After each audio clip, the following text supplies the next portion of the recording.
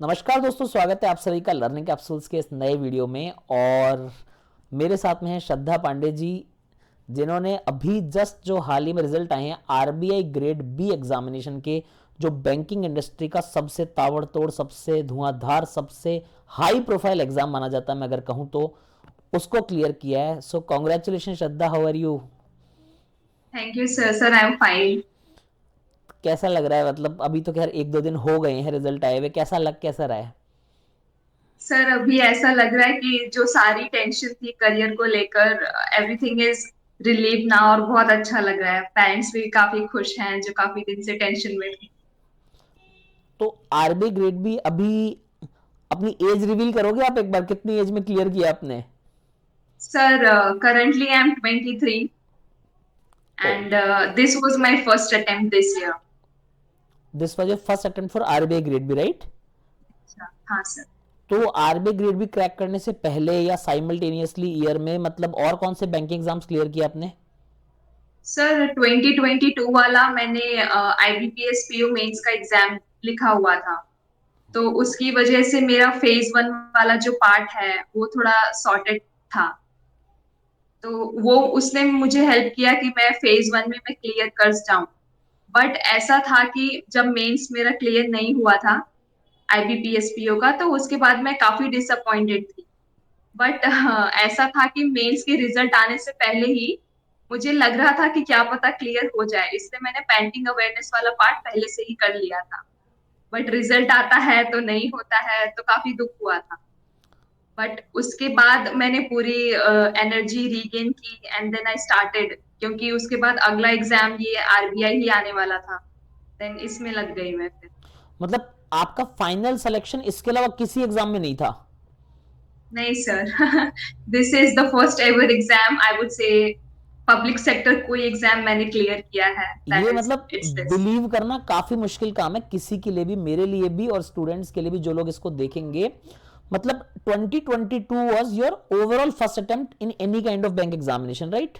Yes. तो yes sir. 2022 में आप आईपीएस पी मेंस तक जाते हो, वहां पर आपका मेंस क्लियर नहीं हो रहा है, राइट? हाँ सर। ओके। और उसके ये नवंबर की बात है, 26 नवंबर, मैं date remember, I remember it, right?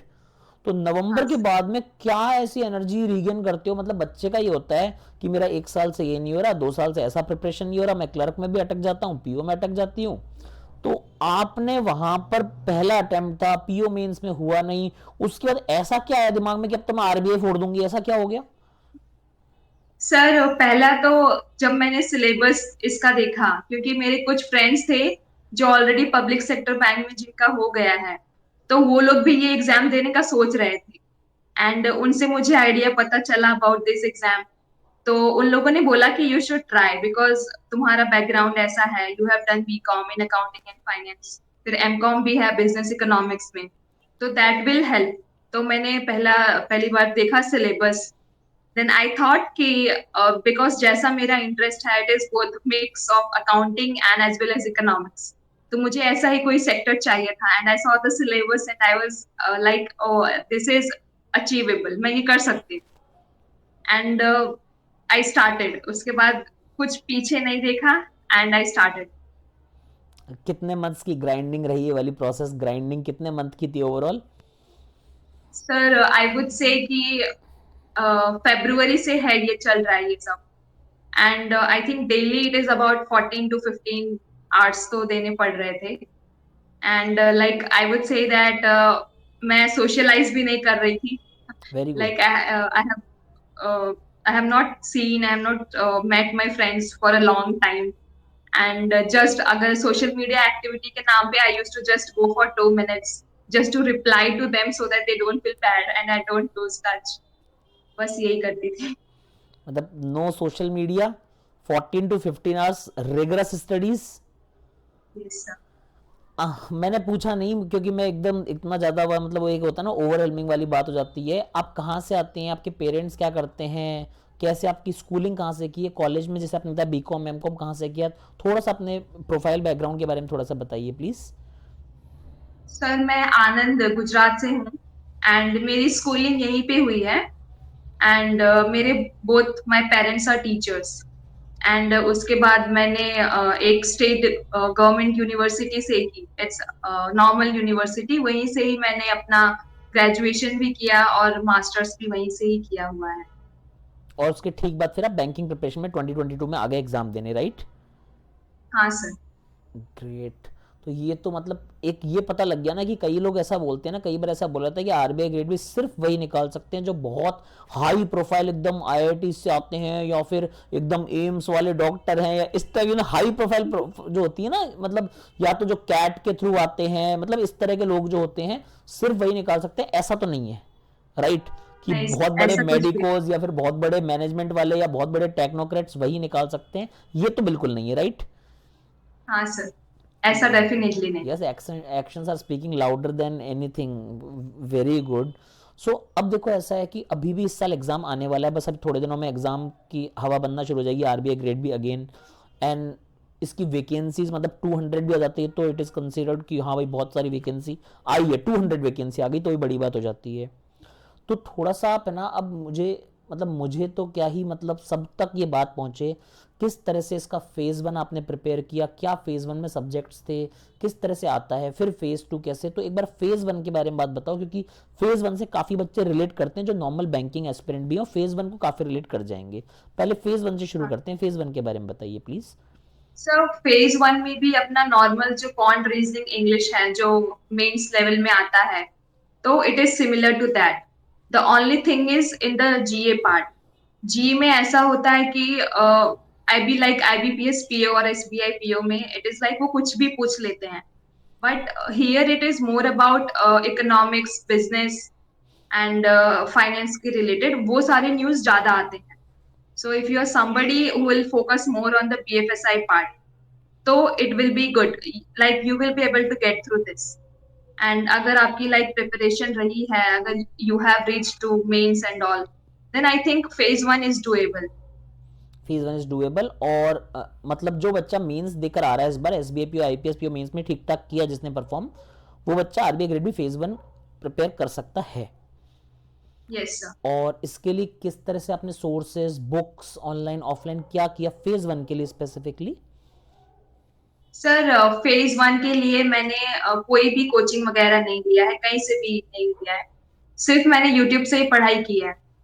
And उसके लिए भी लाइक आपका कॉन्ट्स के लिए तो आपका ही रेफर किया है मैंने। गलती ये रही कि जो मैंने पहले मैं क्लियर नहीं कर पाई, इट वाज ओनली बिकॉज कि मैं अरिथमेटिक एंड ऑल वो सब छोड़ देती थी।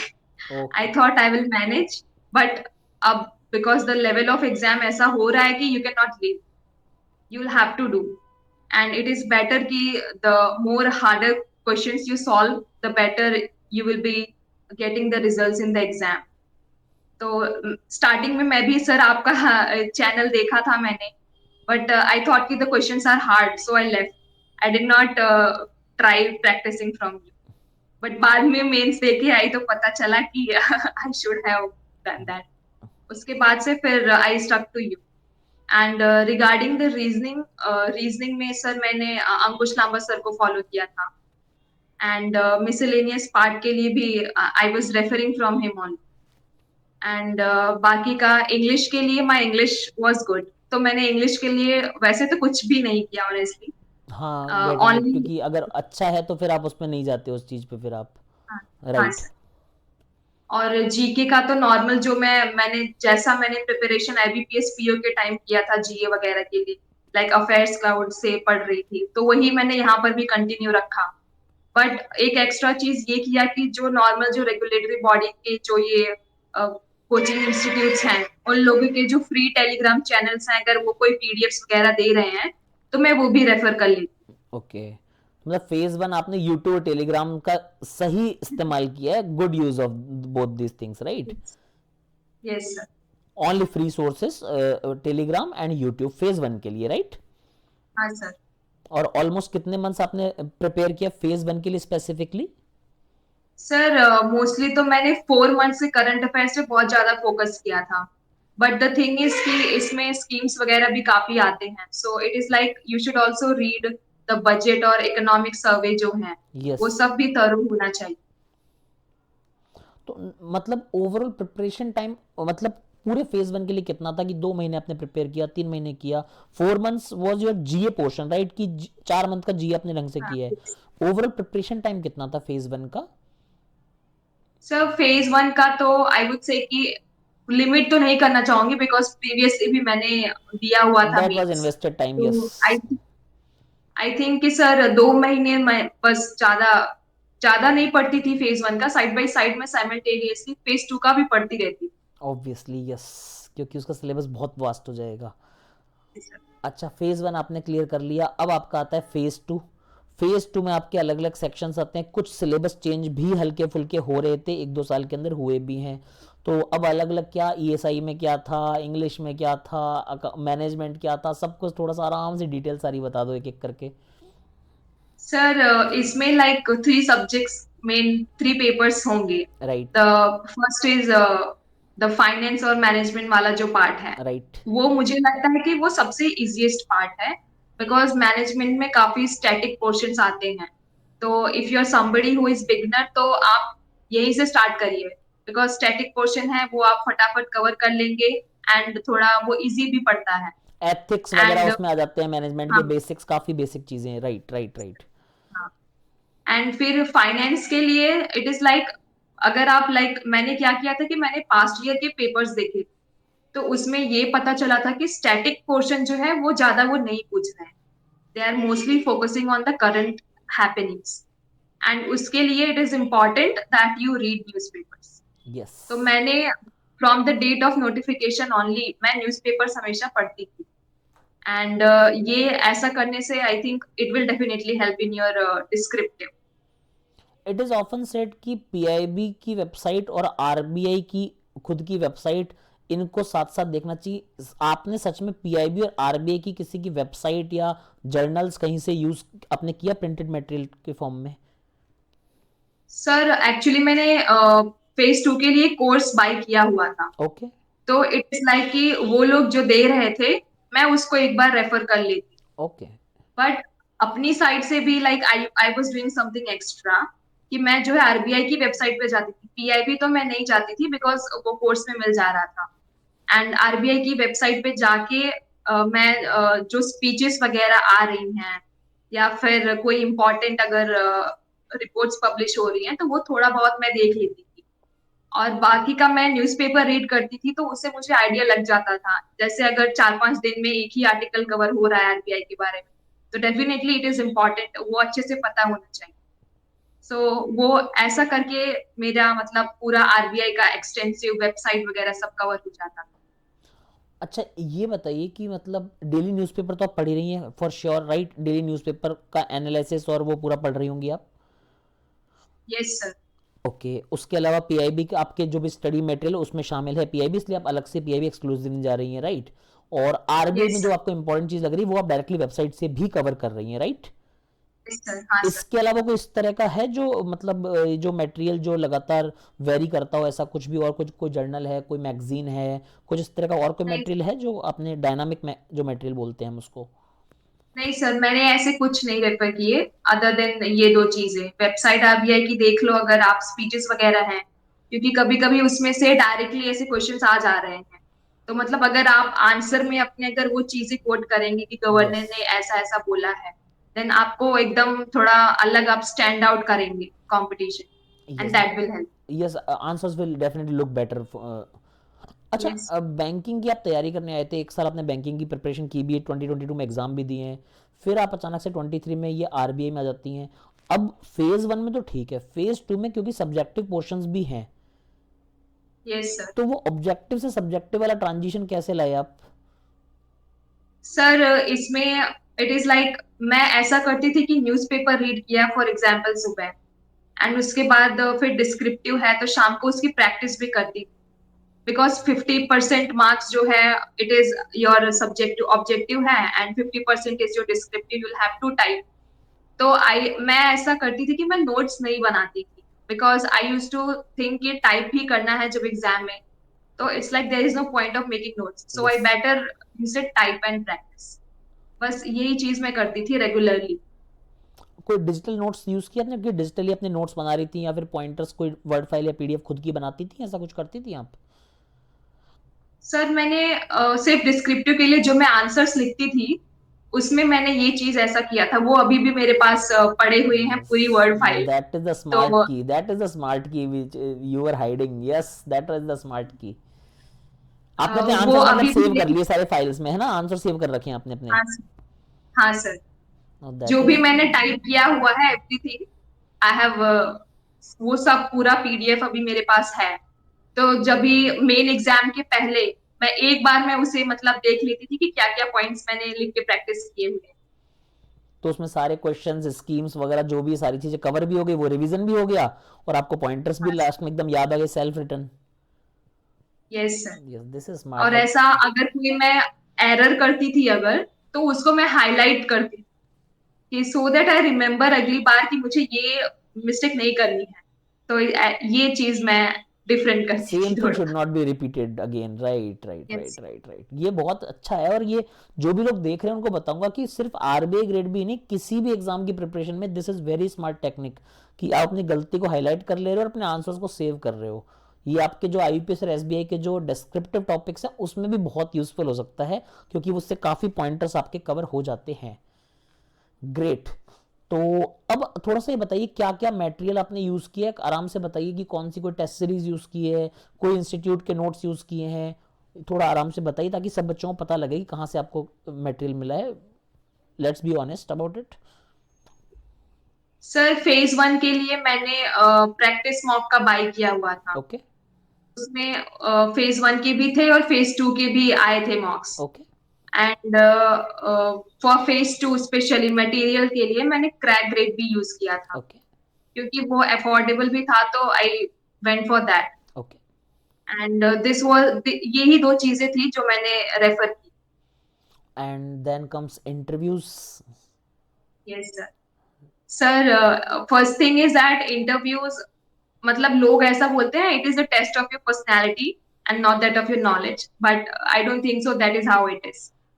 when you have knowledge then you feel confident and it shows in the interview also। तो इसलिए इट इज इम्पॉर्टेंट कि आप जो अपने टॉपिक्स हैं जो आपने पढ़ा हुआ है ग्रेजुएशन में वो सब आप ब्रश अप करें एक बार। And if you are somebody who is not from the commerce background then you should at least have the basic idea about economics के थोड़े बहुत टॉपिक्स हैं important that you should know. RBI को पहली बार अच्छी तरीके से जानो and you feel emotionally connected to the organisation. Yes because वो जब आप आंसर करेंगे दैट विल, मतलब आंसर्स आपके एकदम दिल से निकलने चाहिए। Because when they ask HR questions why do you want to join RBI, you should be like giving very different answers। And second thing is कि मैं क्या करती थी इंटरव्यू के लिए, मैं खुद को like the way we are talking I used to record my self every day. Great. Almost 30 minute तक मैं खुद से ही खुद का ही इंटरव्यू लेती थी एंड रिकॉर्ड करती थी, और उसको अभी भी गूगल ड्राइव में सेव करके रखा हुआ है। दैट आई कैन और फील बाद एसेंस में of, that I can feel essence of, for sure. And उसके बाद उसको मैं रेफर करती थी कि मैंने क्या बॉडी लैंग्वेज में क्या मिस्टेक की है, like how should have been my hand gestures and मैंने कैसा कर दिया। क्योंकि आई वाज सीइंग कि थोड़ा शो अप हो जाता था कि कभी अगर मैं फंबल करती थी तो वो दिखता था। तो हर एक वीडियो के नीचे मैंने कमेंट में भी किया हुआ है कि ये चीज मत करना, ये नहीं होनी चाहिए। Okay. And that is how I went on improve. आपकी टेक्निक बड़ी अच्छी लगी मेरे को, मतलब ये वाली चीज़ है ना, मतलब it reminds me my time earlier those days 10-11 years ago, but it was not of interview, but yes हाँ, नोट्स बनाते टाइम उस समय डिजिटल इतना नहीं होता था, but yes highlighting your mistakes and revising दो शॉर्ट नोट्स, बिकॉज दूसरों के शॉर्ट नोट्स आपको उतना ज़्यादा इफेक्टिव रिवीजन नहीं देते जो खुद के बनाए हुए शॉर्ट नोट्स दे सकते हैं। That is yes sir. very good smart point, and I think everyone should take lesson from this thing। तो देखो, मैं आरबीआई ग्रेड भी आपने निकाला, this is the toughest banking exam, the biggest banking exam undoubtedly. सारी चीज़ें हैं, material आपने बताया है, टेस्ट सीरीज आपने बता दी, इंटरव्यू के लिए आपने क्या किया, रेगुलर प्रैक्टिस बताई है। मेरा सबसे बड़ा एक जो क्वेश्चन है वो अभी भी है, और वो ये कि how can you gather your self after a failure in 2022, we can say failure because you were not selected finally, नवंबर दिसंबर में आपको पता लगता है कि you are having nothing in your hands, right? 2022 it is ending, then February March and you are gearing up for RBI grade B, जिसमें आपको ये होता है ना कि यार इसमें तो जनरली क्या होता है ना कि 200 सीट है, 150 सीट है, 100 सीट है, आपकी कैटेगरी में आते थे और बाइफर्केट हो गए और कम हो जाती है, लेस देन 50-40 भी हो जाती है किसी किसी कैटेगरी में seats. How could you get such courage, मतलब वो कहाँ से हिम्मत आई, हु वाज योर मोटिवेशन, कहाँ से वो चीज़ आ रही, यू वर सेल्फ मोटिवेटेड और एनीवन वाज मोटिवेटिंग यू, मतलब वो कहाँ से आ रही थी चीज़? That is very surprising for me. Sir, the first thing is that matlab, being from a middle class background, I had my parents, and I know that I'll have to do something very big for them. And because काफी time हो गया था, they had been very supportive to me. मतलब almost ऐसा 1 साल तक wait करना, failure होना, when बाकी दूसरों के बच्चों को जॉब मिल रही है, आई think that was something that they supported. And I also had one of my friends who was from the public sector bank, तो वो लोग भी मुझे ऐसा गाइड करते रहते थे. And I think that these are the things that help me. और बस फिर आप लग गए। Yes sir. Sir I knew I be able to do it, and फिर उसके बाद मैं लग गई. एंड ऐसा एक टाइम भी आता है कि जब मैं फेज 2 का एग्जाम देने गई थी, that time when I saw that I'm only looking like a kid in this center, obviously. and बाकी के सभी लोग like they are very older than me, and they are already well settled, then also they're coming for this exam. तो ऐसा एक time थोड़ा सा self doubt जैसा हुआ, but I had my dad with me. And then फिर मैंने कुछ नहीं सोचा, आई थॉट कि there is nothing beautiful than your dad coming and supporting you for the exam. Yes, और finally you did it and that too at the age of 23 only, जो कि बहुत बड़ी बात है बिकॉज अब अगले 8-10 साल बाद जब आप उस एज में आएंगे, जब लोग मतलब थोड़ा सीरियस होना आजकल शुरू होते हैं 30s में कि हाँ यार अब मुझे कुछ करना लाइफ में, बहुत अच्छा कुछ कर दूंगा, आप कितनी बड़ी पोस्ट पे होंगे, क्या आप मतलब कितना करियर में आप ग्रोथ ले चुके होंगे, you obviously realize that, but yes, once again बहुत ज़्यादा बहुत ज़्यादा बहुत ज़्यादा बधाइयाँ आपको। और यहाँ पर मैं स्पेशली मेंशन करूँगा आपके पेरेंट्स के लिए कि yes, we need more parents like them in our society, क्योंकि आप, मैं हमेशा एक बात बोलता हूँ, कभी मुझे नहीं पता क्योंकि आपने ज़्यादा क्लास मेरी ऑब्वियसली नहीं की होंगी, क्वांट का बहुत कम पोर्शन होगा, मगर मैं हमेशा एक बात क्लास में बोलता हूँ कि एक बच्चा एक जनरेशन में आता है जो पूरी जनरेशन को बदल के रखता है और फ्यूचर जनरेशन के लिए एक अलग थ्रेशोल्ड सेट कर देता है, एक बेयर मिनिमम जो होता है ना वो अलग एक सेटिंग करके देता है, एक बच्चा एक जनरेशन में जरूर निकलता है ऐसा, and you are that proud kid of your family, आप बदलोगे फ्यूचर सबका। This is sir. This is so good, और that too if a girl candidate is coming up like this, that is the revolution. एक लड़की अगर आके बोलती है ना मैं 23 की उम्र में आरबीआई ग्रेड भी बन के बैठी हूँ, दैट इज इंस्पिरेशन। और जो भी लोग वीडियो देख रहे हैं, स्पेशली गर्ल्स, अपने मम्मी पापा को दिखाना ये वीडियो, आप भी देखो, श्रद्धा आपके लिए मोटिवेशन है, श्रद्धा को श्रद्धा से फॉलो करो, श्रद्धा को श्रद्धा पूर्वक फॉलो करो, क्योंकि ये जो चीज़ है ना, ये जैसे श्रद्धा ने बोला ना कि वहां पर जब एक बार उनको लगा ना कहीं पर कि हल्का सा डिप आ रहा था कॉन्फिडेंस में, फादर को देखा, हाँ वो मेरे साथ खड़े ना, बस फिर क्या दिक्कत है। तो आप भी अपने पेरेंट्स को, लड़कियों, जरूर दिखाओ ये वीडियो और बताओ कि हाँ वो कर सकती है ना श्रद्धा, तो हम भी कर सकते हैं। ठीक है, वो कोई बहुत ज्यादा वैसा नहीं है कि उन्होंने बस मतलब बचपन से तैयारी कर रही थी या फिर ऐसा कुछ एस्ट्रोनॉट बन के घूम रही थी या कोई अलग से उन्होंने कुछ किया, वो उन्होंने भी हिम्मत नहीं आ रही। ऐसा नहीं है कि अब आप ये देखो कि बहुत कोई एक्स्ट्राऑर्डिनरी हर एग्जाम सर पहली बार में निकाल दिया, लास्ट ईयर नहीं भी निकले एग्जाम, ऐसा भी नहीं है कि मतलब बस पैदा होते बस ये तो सेलेक्ट होने के लिए पैदा हुई है। She did it, she fought the battle और शी डिड इट। तो डेफिनेटली एक इंस्पिरेशन है श्रद्धा हमारे लिए। अब आगे का क्या है, क्या प्लानिंग है, क्या सोच रहे का आगे? सर अभी सर अभी तो सब लोग बहुत खुश हैं, लाइक वी आर वेटिंग कि कभी कॉल आता है आरबीआई की साइड से. जी, और फ्यूचर में क्या प्लान है आपका, फ्यूचर में क्या करोगे, रुकोगे तो नहीं मुझे पता है आप? नहीं सर, मैं सोच रही हूँ कि आई कंटिन्यू स्टडी, एंड जो भी है like I try for the promotional opportunities thereafter as well.